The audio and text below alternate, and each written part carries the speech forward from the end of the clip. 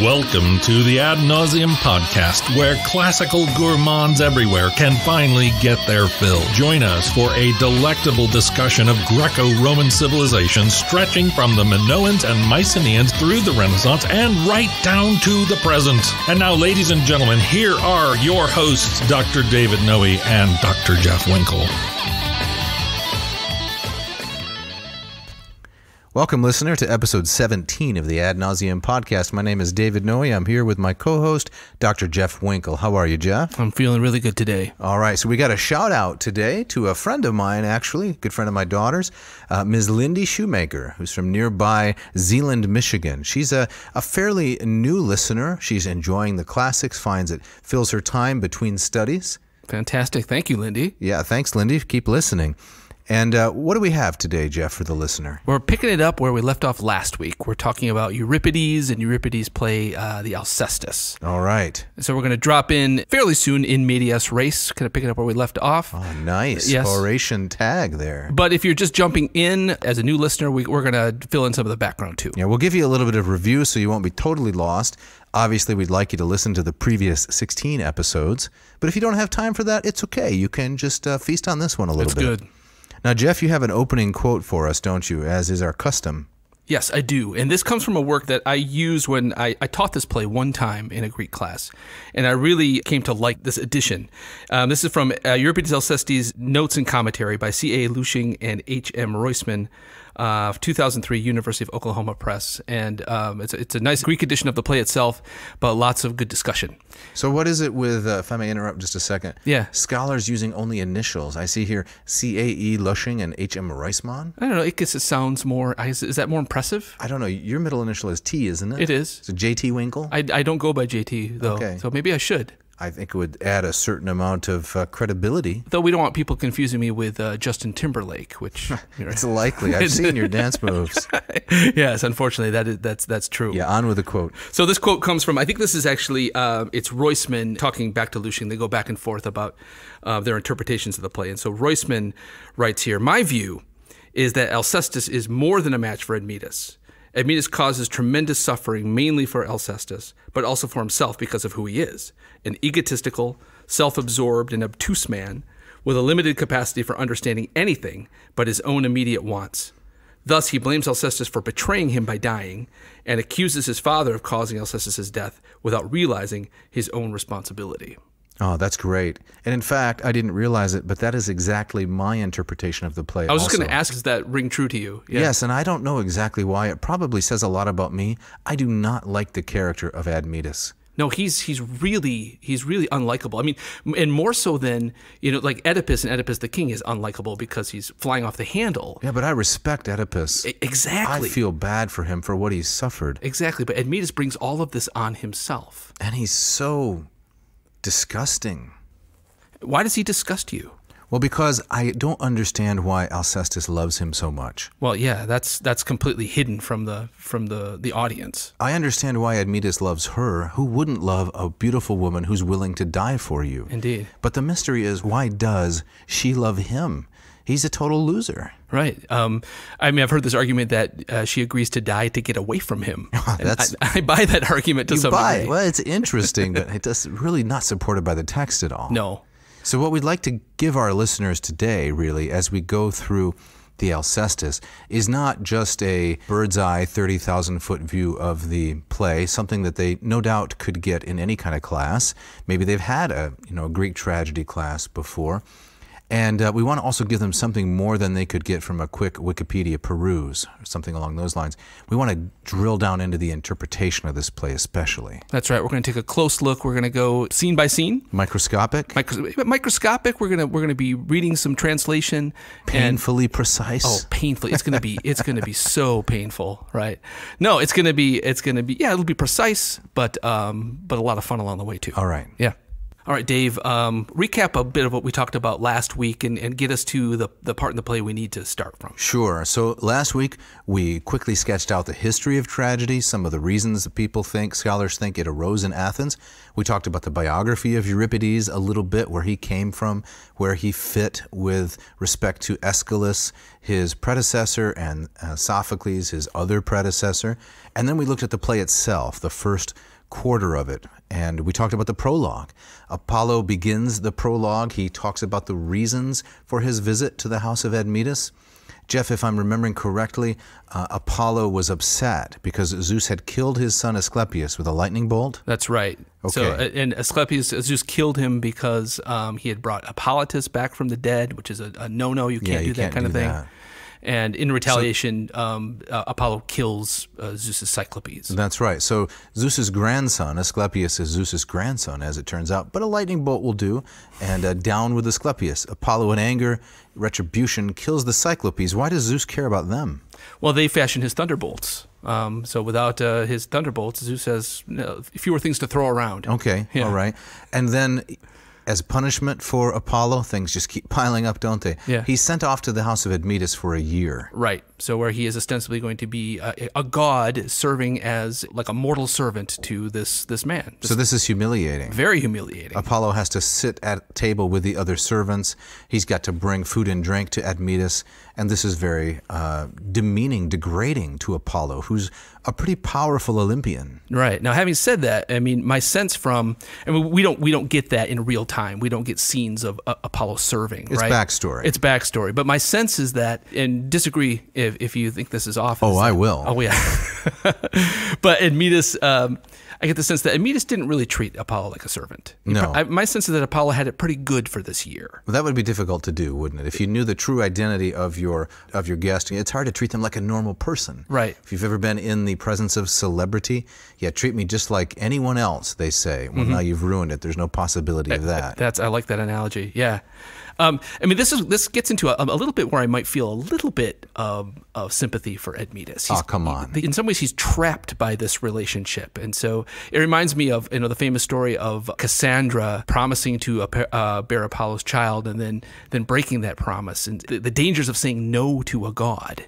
Right, and so in some ways, we were just talking about how we didn't like Admetus, and we found him disgusting. There's a lot about his personality that is awful, but is he some ways trapped? Is he doomed simply by having Apollo in his house? Well, his potential character flaw is what? Hyperphiloxenia? Yeah. Is that how it goes? He's a people pleaser. That's a jaw-breaking term, and I don't mean people pleaser, but hyperphiloxenia. Yes. Which is an excessive or overwrought sense of hospitality. Right, which both Lushing and Roisman suggest that for an ancient audience, they might have seen that as the central element in the play. Is that's really what the play is about. It's Admetus' Xenia problem and not so much Alcestis. But we can come back around to that. Of course. So then the prologue opens with Apollo. Death shows up. Thanatos, the personification of death. He's a god in his own right. He sees Apollo. He's a little perturbed. He says, what are you doing here, Apollo? This is my jurisdiction. I'm going to take someone from this house just like I was promised. And Apollo, they have a little back and forth, a little stickomathea, right? Exchange of lines. And Apollo says, don't worry. I realize that you're going to get your victim, but here's the catch. Right. So as it turns out, Admetus' death day is coming up. Apollo, being Apollo, knows this. So Apollo, in his own words, says he's tricked the fates, and he's allowed Admetus to skip out on his death day, but only if he finds somebody else to die in his place. A substitute. A substitute. And so apparently Admetus has found one in his wife, and Alcestis has agreed to die. And so Apollo says to Death, don't worry, you're not going to get Admetus, but you're still going to get your body. But he also says, even she will be taken away from you. Right. And here comes the Deus Ex Machina, this so, big, burly, brawny character. Heracles. Yeah. So Heracles, there's really no suspense in some ways in the play. I mean, the Greeks weren't about suspense. No. For the most part, the audience knows the these basic stories. Lineaments of the story. Right. And so, Euripides didn't come up with this tale himself. No. Right. So, but Apollo says that, Death, you're going to get Alcestis, but hold on a minute, buddy. Heracles is going to be coming along, and he's going to actually take this woman away from you. Yeah, I have the sense that the Athenian audience would really love a good remake. Yeah, absolutely. When Karate Kid was redone recently, yeah. I hear that was a total dud. I watched it with my boys. It was a dud. It was, right. As Did who fell in love with the 1984 Did he Ralph sweep Macchio the leg? one. Sweep the leg? There was something else. I think I nodded off by that point, but they had some other kind of move. Was it Will Smith's son who played the lead? Yeah, he was fine, but there's no I've been need impressed to, with him as an actor. There's no need to remake that film. No, but the Athenians would love a good remake. Yes. As a remake, because they love the original story and they would want to see what can the poet do to bring this story to life again. That's where the suspense is. Right. Right. So yeah, it's that whole, we've talked about this in earlier episodes, if one version of a story is good, 4 is better. Right. Yeah. But that's very different than contemporary audiences. I mean, contemporary to you and me, I think, because what we crave is originality. Yes. Right. And do you think I'm right? I think you're absolutely right. About this or about everything? I think, just about this, yeah. About little else, actually. Okay. But I think, as you and I, students of myth, and I think other students of myth would agree, there's very little originality out there. It's the originality is where your ability to take something that's known and do something new with it. Master the conventions of the genre, but then innovate on them in minor but surprising ways. Yes, I think I heard somebody else say that. Yeah, you may have heard that before. All right, so then we have the exchange between the chorus, the nice choral ode that was read in the last episode, and the servant. And we talked about how Euripides inverts the traditional order. Instead of having a messenger report on the death that happens off stage, the messenger reports that someone is dying off stage, and then Alcestis herself is wheeled out for the actual death. Right, so it's a almost death scene. Yeah, I wonder if the audience kind of heard this servant speech and kind of says, "Oh, I know where this is going," and then Euripides, in his typical fashion, he pulls out the rug and gives us something else. Yeah, so this is one of the places where the Athenian audience might laugh. Yeah, they might laugh, or they might be turned off by it. It does seem that, there's that tradition about Athenian audiences being rather conservative in their tastes, and Euripides liking to play with that. So either they saw it as comic or poke them in the ear a little bit. Exactly, right. Okay, so here around line 250, we have the first appearance of Admetus the king and Alcestis on the stage. Jeff, read some of that for us, will you please?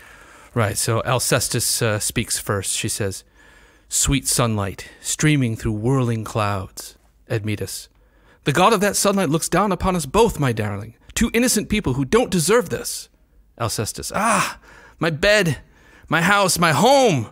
Admetus, "Get up, my love. Don't leave me. Please. If some god has his hands on you, beg for mercy." Alcestis, "I can see Charon, the ferryman, in his little boat. He's steering my way and calling. What's keeping you?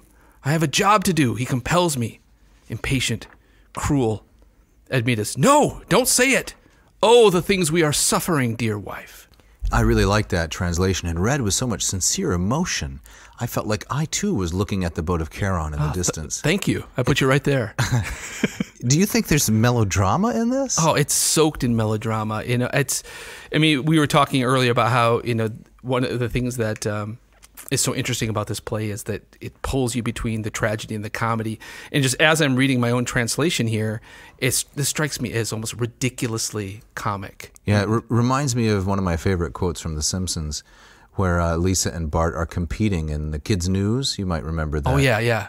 And Lisa says, "Well, if it's melodrama they want, I'll fill them so full of sap they'll be blowing their nose with a pancake." That's perfect. That's a perfect description of the scene here. I see, Alcestis, swooning back with her hand on her forehead, right? Sweet sunlight. I can see Charon. It's like, it's getting dark. It's getting darker. She does take a long time to die. Oh, though. a long time. And she's not even close to being done here. How many lines would you say? I don't even know, but it's a long scene. And she kind of comes back, and then she swoons, and she comes back. So, it strikes me as just kind of almost ridiculously comic. But if it's played for laughs, wherein lies the tragedy? Well, I don't know. Euripides is dealing in some kind of comedy of discomfort. The audience thinking that, this is a serious scene. This wife has chosen to die for her husband. Comedy of the awkward. The comedy of the awkward, like the Office or something like that. So Euripides, reveling in making his audience uncomfortable. You want to laugh because it's so ridiculous, but you feel a little bit ashamed or embarrassed. Right. If you have adequate character, I guess. Right. Does it strike you as comic? Well, I would say it strikes me as tragicomic, melodramatico-tragicomic, perhaps. Ooh, I like that term. Thank you. It's like one of those mouth-busting Aeschylean words that we talked about last time. Right. So every time that Alcestis talks about her death, Admetus tends to glom on and try to squeeze some pity for himself out of the exchange. And it's really cringy. When he says, don't leave me. This was his idea, right? He asked her to die in his place. Yes, she's leaving so that he doesn't have to. Right. And I suppose you could read this as now he's confronted with the reality of things, that he's so thunderstruck with grief that he's saying these ridiculous things. But again, it strikes me as, what's wrong with this guy? Yes, exactly. Well, this introduces into my mind a certain theological note that I'd like to make at the end. Okay. So if you can remind me, I'll try to remember when we get to the end. Yeah. It's going to be a little theological. I have to forewarn everyone. Okay. All right. Yes. Well, I look forward to that. Okay. So then, along about line 305, Alcestis has a really long and interesting speech where she begins to criticize her in-laws.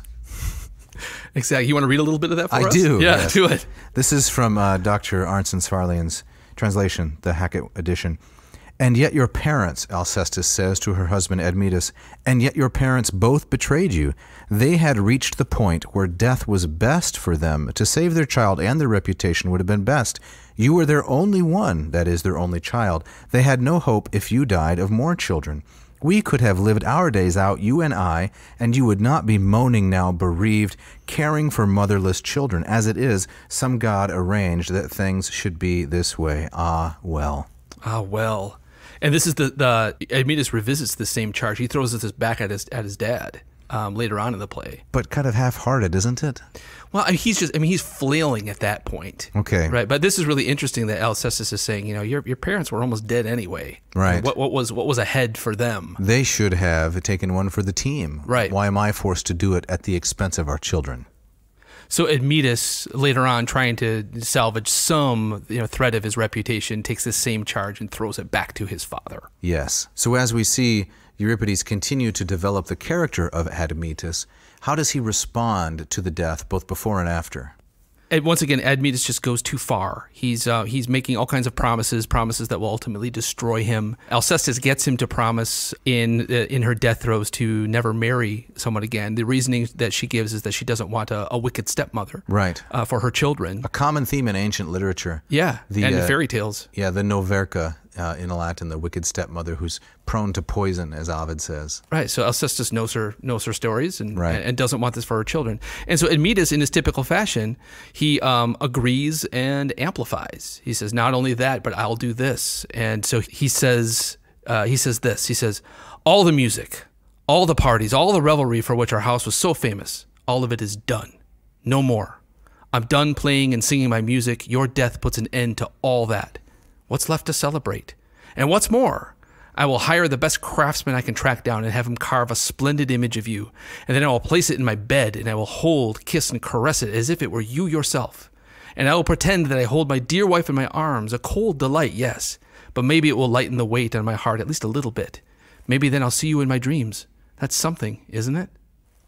That's your translation, right? It is. Very nicely done, but also so creepy. Oh, it's so weird. He's going to make a mannequin of sorts and sleep with it. Is he just freestyling here?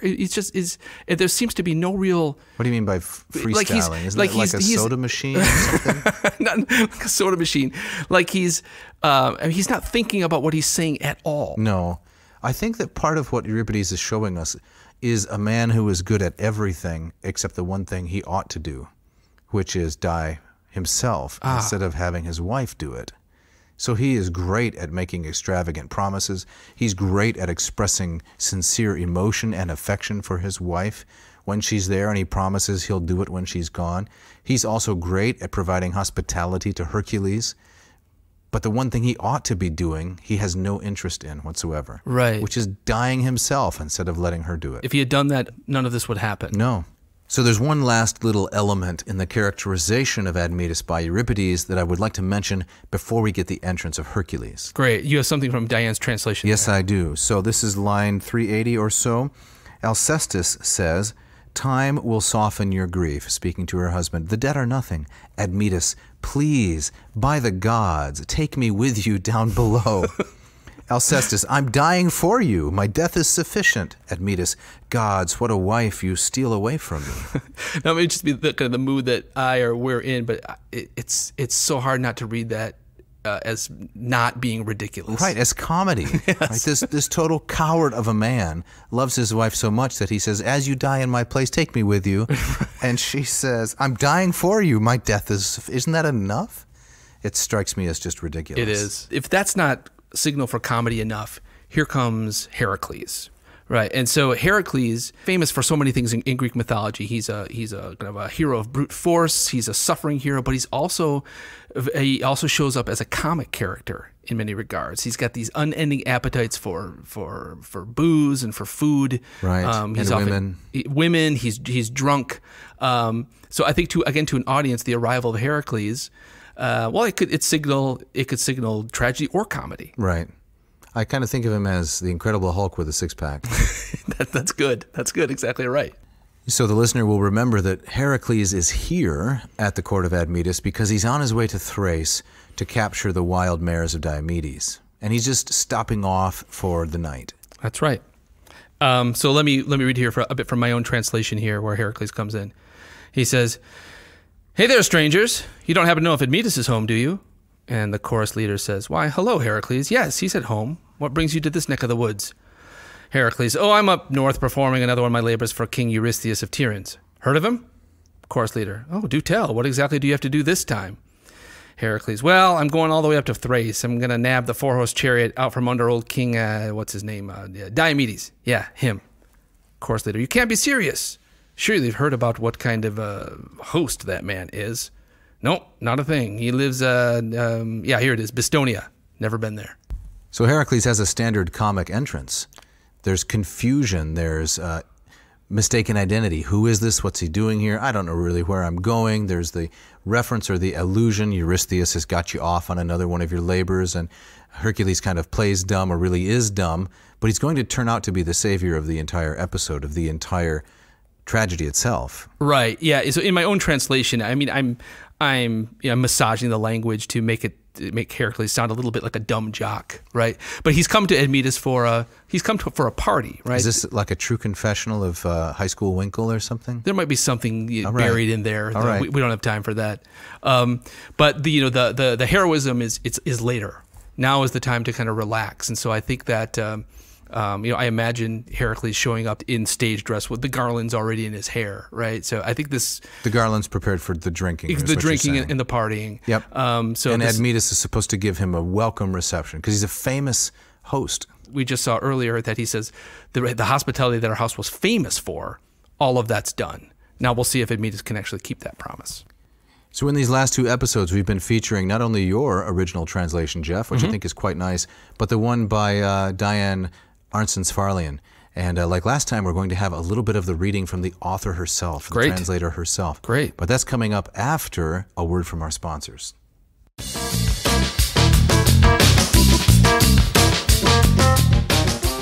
This episode of Ad Nauseam brought to you by Hackett Publishing. Hackett Publishing, since 1972, has been an independent publisher of high-quality translations in the field of classics, as well as many other corners of the humanities. Dave, can you tell us about some of the work that Hackett has to offer? Well, sure, Jeff. They have a broad catalog of classics of all kinds, from Greek and Roman classics. They have a new verse translation of the Epic of Gilgamesh. I've used their philosophy texts, like their translations of the Republic and also Descartes in some of my courses, and they have a lot of great stuff. So, Jeff, can you share with our Ad Nauseam listeners what Hackett has for them? From now until December 31st, Ad Nauseam listeners can save 20% on any order and receive free shipping from Hackett Publishing. All you have to do is go to hackettpublishing.com. That's 2 T's in Hackett. Find the text that you want, enter AN2020 in the box, which asks for the coupon code. That's a great deal. Don't hesitate. Go to hackettpublishing.com today. Are you a coffee drinker, Dave? Oh, I love a good cup of coffee. Well, how do you get your daily cup of delight, the sort of brew that sustains you while you wade through exams and quizzes, preparing intricate and soul-breaking assignments for your poor students? Well, I don't like to break their souls too much, you see. But I get a good cup of coffee from my Ratio 8 machine. This is an automatic pour-over coffee maker. I've seen that machine. You really love it, don't you? Yes, I do. It sits right on my countertop. It's a thing of beauty. It's perfectly designed and engineered. It's got no junk in it. It's all high-grade materials, aluminum and real wood, walnut accents and this sort of thing. It's very beautiful. And I understand it actually brews some good coffee, too? It's fantastic. Unlike the pour-over method where you have to stand there and actually pour over into a cone and funnel, the Ratio 8 and its little brother, the 6, it does all of this for you. It's automated. What kind of coffee maker gives you that? So, Jeff, what can our listeners get from Ratio Coffee? Ratio now is offering 15% off their Ratio 6. It's featured at places like Crate & Barrel and Williams-Sonoma. But Ad Nauseam listeners can get a direct-to-consumer discount by going to ratiocoffee.com and entering our special code ANCO, and they will get 15% off the Ratio 6 between now and March 20, 2021. Go to ratiocoffee.com and enter special code ANCO for 15% off the Ratio 6. Check it out.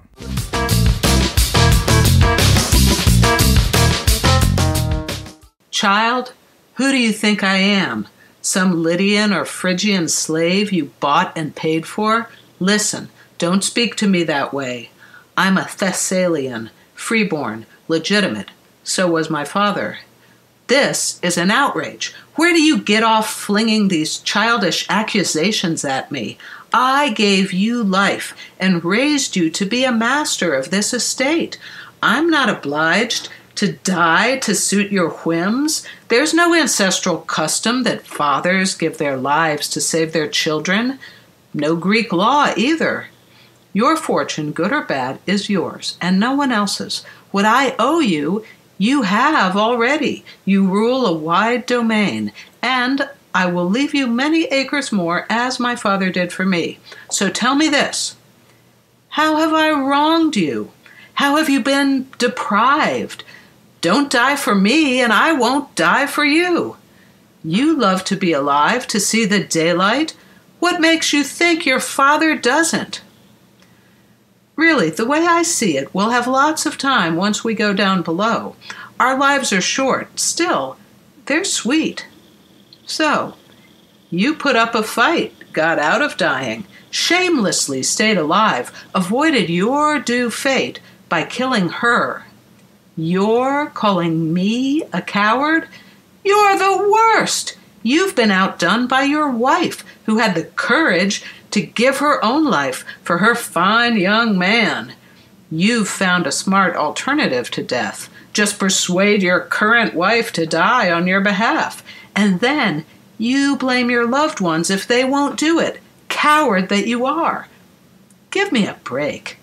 You love your life, of course, but so does everyone. If you go on insulting me, then be prepared to hear some really ugly truths about yourself. This is a powerful, unsettling scene. Once Admetus lashes out at his father drops any pretense of politeness or condolence and just lets Admetus have it. No respect for him. No respect at all. How could you, what kind of man are you letting your wife die for you? I love these lines where he says, once, Admetus also says, like his wife did, why didn't you die for me? You had a chance, and mom had a chance to die for me, but look at you, you go on living. And Pheres says, listen, just because I'm old, it doesn't mean I don't like living. I like the sun on my face like anybody else. Right. And he says, I have no obligation to die for you. And he even says something very literally like, that's not Greek. We Greeks don't do that. And so I find those really striking lines. And if you look at Greek legends, there's not a tradition of sacrificial death along these lines. I mean, Pheres is right to some degree. Definitely. I like this line here in the translation. There's no ancestral custom. I think this is what you're referring to. Yes, exactly. There's no ancestral custom that fathers give their lives to save their children. No Greek law either. Yeah. So it's not a part of custom. It's not a part of law that I, Pheres, should have to die for my son Admetus. So where does Admetus get off, so to speak, insisting that his father die in his place? Yeah, again, he's flailing about. In some ways, the argument isn't even his own, right? No. He stole it from his dead wife. So the next part that comes up, this is around line 750 or so, is this really interesting exchange between Pheres and Admetus, a continuation, but they go back and forth line for line, and it's really a duel of cowards, I would say. Yeah. Is that how you see it, Jeff? I think that's right on. I mean, I certainly kind of Admetus's cowardice jumps out more for me. In some ways, Pheres is he's blunt and he's unsympathetic in his own right, but it's really Admetus whose cowardice and ridiculousness is on display here. Okay. Yeah. You're going to read a few lines of that exchange? Sure. So, Admetus he's lashed out at his father and for not dying for him. And I'll pick it up in kind of midstream. So Pheres says, "Son, what is your problem? How exactly have I done you any wrong?" Admetus says, "It's your unseemly lust for a long life. It's sickening." Pheres, "You're the one buying himself a longer life with someone else's corpse." Admetus, "Yes, an embarrassing reminder of your selfishness, you coward." Pheres, "That word again. I had nothing to do with her death, nothing." Admetus, "Oh, I can't wait for the day when you might need my help." Pheres, "Just keep on living, my son. Woo 100 women and kill them off one by one." Admetus, "Even if I did that, each one would be an insult to you. You refused when you should have died." Pheres, "Of course I refused. Sunlight is sweet." So no love lost between these two characters. None. Yeah, Admetus is a coward. Pheres, to your mind, not quite so bad, but they're both behaving in a pretty craven fashion. Very craven. You can see the apple doesn't fall too far from the tree here. Yes, definitely. And so Admetus cuts his father and also his mother, who doesn't appear on stage, out of his life. And so Admetus keeps isolating himself more and more and more. Yeah, don't forget he has that statue to cling to, though, to cry himself to sleep. Well, at he night. always has that statue. Right. Right. And Heracles now, he's going to enter the scene. We Right. need to get on to Heracles, who's going to save the day, as I mentioned before. Right. So Heracles, the servant, finally calls him out. He's been carrying on. He's been drunk. He's been loud. He's irritating everybody else in the house. Who's said this? There's a funeral going on. Who is this guy? How dare he do this? And that's where Heracles finally realizes that Alcestis is dead, and he feels horrible about this Because he's been boozing it up in the servants' hall. Right. And if you think about kind of how a tragic stage was arranged, they had you had the kind of the circular orchestra, and the three doors in the back. It's kind of a classic, like you were saying, kind of comedy of errors setup. You could say like the door on the left, that's the house in mourning. The door on the right is the house of revel, and Admetus is kind of torn between them, Going back and forth between them. Trying to attend to the funeral, but also trying to be a good host, show his hyperphiloxenia to Heracles. Exactly. And then finally it all explodes here when Heracles realizes what exactly has been going on. So there's quite an exchange here between the servant and Heracles. The servants and the anonymous characters generally, like the shepherd in Oedipus Rex, they tend to drive the action, whereas the main characters react to it for the most part. Yeah, indeed. The servants give the speeches. So here the servant lets it slip to Heracles, that it is the woman of the house, Alcestis, who has died. And then in response to the servant, Heracles says, this is around line 875 from Diane's translation, "I did notice, I saw, his eyes were wet," meaning Admetus, "his shorn hair, his expression, but he insisted that it was an outsider's funeral. I knew I shouldn't fling the doors open wide, shouldn't drink in the home of a generous host when that was happening, yet here I am with garlands on my head. And you didn't tell me just how much this household suffered. Where is he burying her? Where can I find her?" So from there, Heracles, feeling terrible, decides that he's going to do something about it.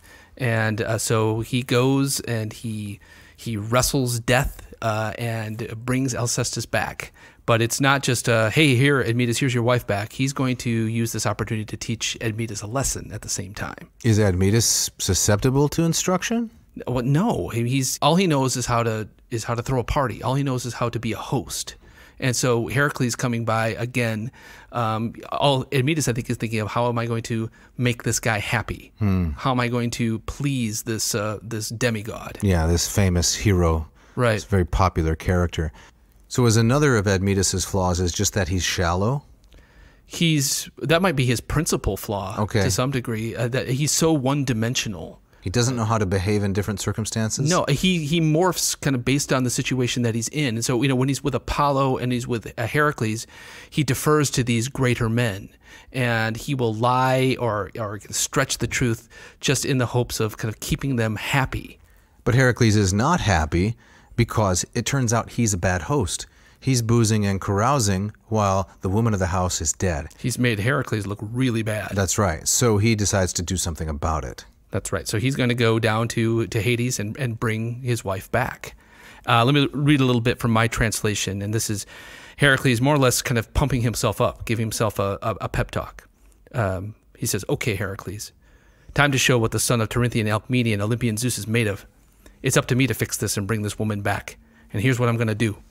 I'm going to track down that black-robed bugger, Death himself. I'll sneak up on him, put him in a headlock, and squeeze his puny neck until he gives me what I want. And I know just where to find him, lurking round the tomb, slurping up libation after libation. But if he's already moved on, then I'll go down into hell itself and request that Persephone and Lord Hades give Alcestis over to me. And from there I shall place her back into the arms of my dear friend Admetus. I mean, now that I think about it, what a guy. Absolutely crushed with grief, and he still takes me in? Is there anyone in all of Thessaly or even Greece even more hospitable than this man? Well, his nobility and respect demand a noble gesture in return. Let no one ever say that Heracles was an ungrateful guest."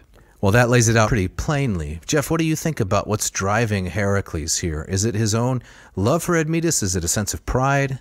I think it's definitely both of those things. I think there's, the play doesn't give us any reason to suggest that there's not real affection between these two guys. I mean, they're like drinking buddies. They're not soulmates. I see in his words here that he's trying to salvage his own reputation. Hercules is trying to salvage his reputation. Right. And so by justifying what Admetus did, he says, now that I think about it, what a great host. Right. And so if you can justify what Admetus does, it makes his carousing acceptable or more acceptable. So he goes down in the underworld, Yes. to the underworld. He does, in fact, succeed in bringing back Alcestis, but there's a kind of a caveat or qualification. She's not supposed to speak for 3 days. Am I remembering correctly? That's true. That comes out at the end. But he sends it. It's also clear that Heracles wants to teach Admetus a little bit of a lesson here, right? So he doesn't come back and say, "This woman that's your wife, it's back." He tells a lie.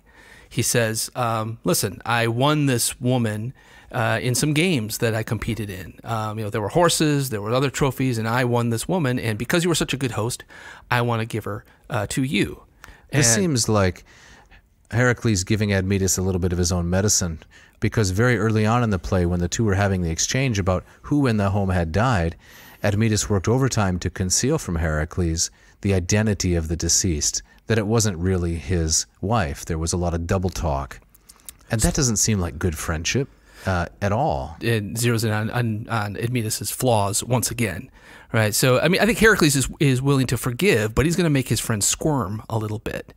Right. So he comes out, he's actually fairly blunt to Admetus. Says, "You lied to me, and I'm not happy about it. But to kind of show you that there's no hard feelings and I still love you, here's this woman prize that I'm going to give to you." But she's veiled, right? She's veiled. We can't see her identity. Right. She's quiet. Admetus has to wait some time before she is revealed. It seems like it slowly begins to dawn on Admetus, the identity of this veiled figure. And so he says, this is Diane's translation, about line 1120, "Whoever you are, woman, you resemble my Alcestis in shape. Your body is like hers. Oh God, please take this woman away where I can't see her. By all the gods, stop tightening the grip that holds me fast already. When I look at her, I think I see my wife. My heart is pounding. Tears are bursting from my eyes. I'm suffering. Oh, I have just now tasted the real bitterness of all my pain." Yeah, so I have to think Heracles is enjoying this a little bit. Right? Oh, definitely, because his next comment suggests that. Do you have the translation right there? What does he say next? Well, the chorus has a little interlude, and then Heracles says, "If only I had strength enough to bring your wife back from the halls below to daylight." So this is irony, right? Deep irony. If only I could do that favor for you. Right, so he's both punishing Admetus, but he's also enjoying kind of this surprise gift, right? Right. He's also waiting for the time where he sees his friend rejoicing with this very unlikely reversal of fortune, right? But all Admetus can do, yes, that's right, is continue on with his own self-centeredness. I know that you would like to, he says to Heracles, but what's the point? The dead cannot be brought back to the light. Don't overdo your grief, Heracles says. Be moderate. This is odd advice coming from Heracles, who is moderate in nothing. Right. But here, not only is he the hero of the poem, but of the tragedy, but he also seems to be dispensing moral advice. Yeah, and this is a good moment also to remind ourselves of, remember that Alcestis drew a deathbed promise for Admetus to never take another woman into the house. Right. So Admetus is in this vice now where he has either got to listen to or remember the promise he made to his dying wife, or he's going to be that people-pleasing superhost once again, his obligation, at least he feels he has to Heracles. So he's stuck between the two.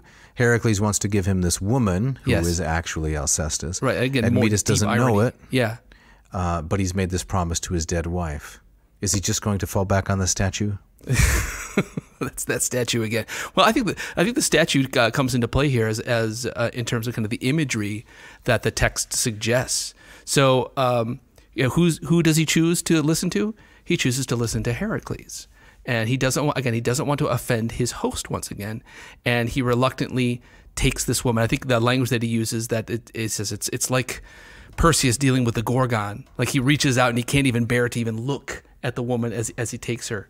And then that deep irony, of course, by taking his wife's hand, he breaks that solemn promise that he made to his wife. It's really kind of, I mean, that's one of the things I love about this play, how those things kind of they come together and just explode in that moment. So now we're finally up to the recognition scene, the discovery.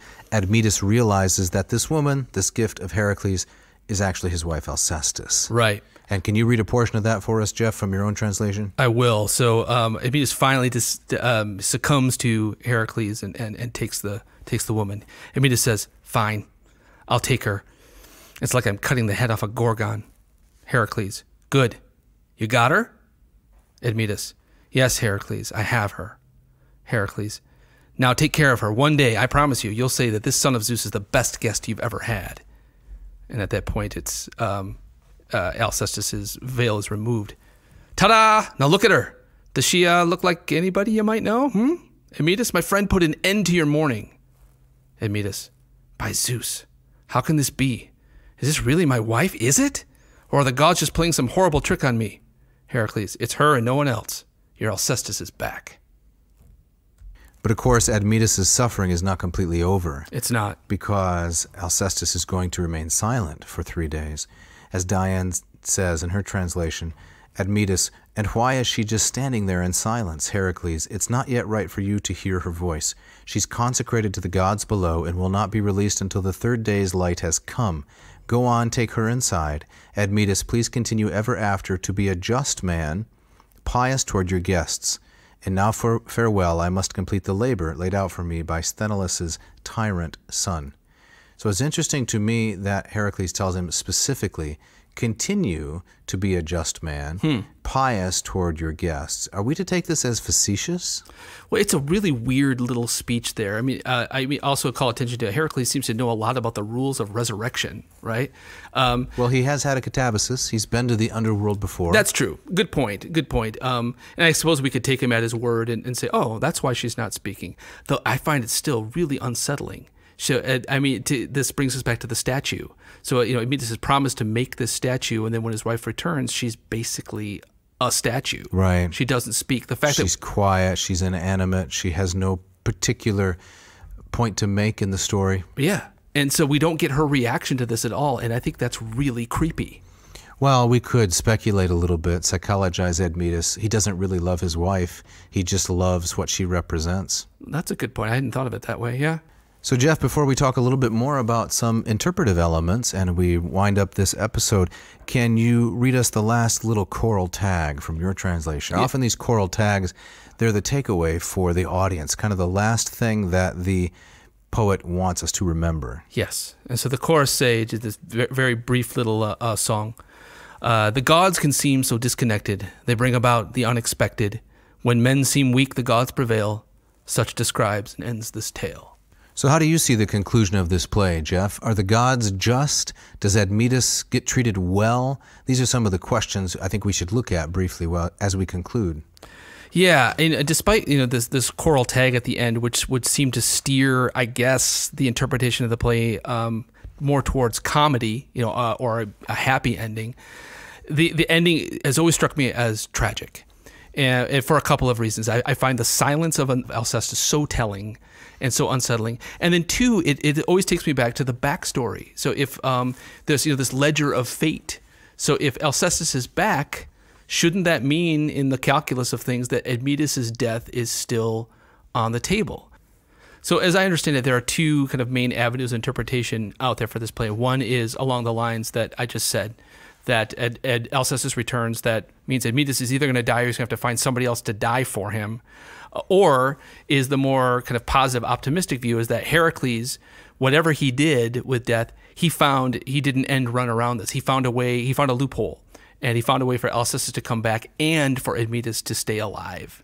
And I'm somewhat torn between those two, but I tend more towards kind of the tragic. I find the more interesting ending, I should say, is that Admetus's death is still on the table. So what's your take on this? Well, I really like Euripides because he is at a moment of transition from the old world of Homer and Aeschylean and Sophoclean kind of morality to the new world represented by the Peloponnesian War. So I like this quote from the scholar E.R. Dodds. This is from his work, The Ancient Concept of Progress, Oxford, 1971. Dodds says, "To the Christian, it is a necessary part of piety to believe that God is just." So I think that's pretty straightforward. Christians believe that God is just. There's a just God supervising, overseeing the affairs of humanity. Dodds continues, "And so it was to Plato and to the Stoics. But the older world saw no such necessity." So Plato, living just after the time of Euripides, very near contemporaries, Plato and the Stoics, they share with Christianity this concept of the justness of the gods. So they wouldn't have expressed it primarily in monotheistic terms, but in polytheistic terms. Nevertheless, the gods were just. They had to do what was right. Euripides is right at that moment where these two worlds are in transition. The world of Homer and Aeschylus and Sophocles, the gods are defined by power more than anything else, not by justice. And so in Euripides, we get to see these two ideas really competing. And it doesn't seem to me Euripides has worked out all his ideas completely. Right. Sometimes he's even referred to, of the big three, he's the atheist. Or yes, I don't think that's fair. No, it goes way too far. But I mean, deeply troubled, right, skeptical.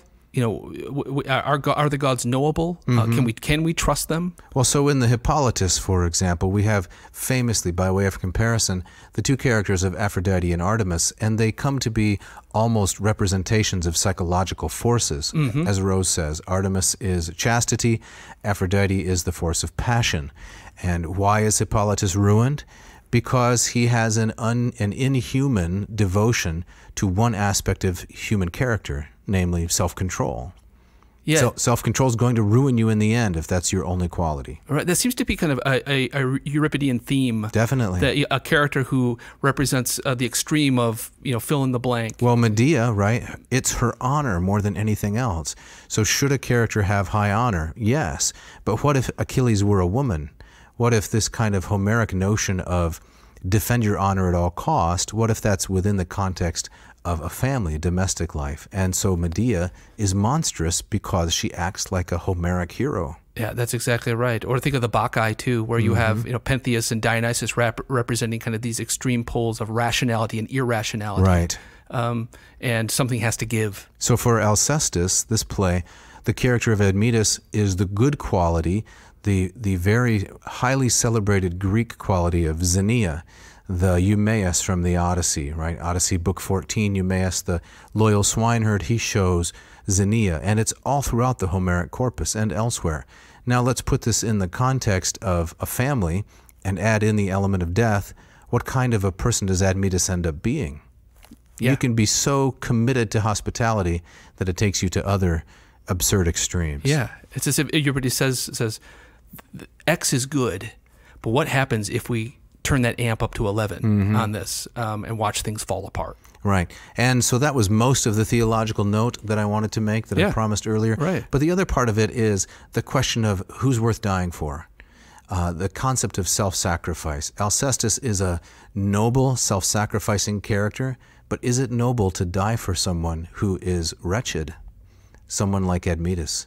So that's a question I would like to leave the listener with. Is it noble to die for someone wretched? All right, let's wrap it up here. So listeners, a great way that you can help us out is to leave us a nice review, a nice note on whatever platform you're using to listen to this podcast. We love hearing from you. We're really thankful for some of the really nice notes that you've passed along. You can send your questions, your comments to dave@adnauseam.com or to me at jeff@adnauseam.com. As always, we invite you to check out the website. We've got some wonderful, attractive T-shirts for you to look at and for you to buy. Don't hesitate to let us know what you're thinking.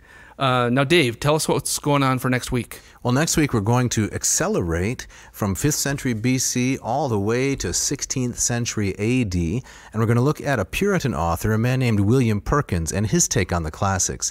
So it's William Perkins, Aristotle, and what's called the Ars Memoriae, that is the art of memory. How do we remember things? What's the best way? What's the worst way? We're going to look at some interesting Latin and some controversy in the late 16th century. Can't wait. And Jeff, you get our gustatory parting shot this week. I do. This is from Calvin Trillin, who writes, "The most remarkable thing about my mother is that for 30 years she served the family nothing but leftovers. The original meal has never been found." That's great. Thanks for listening. Thank you.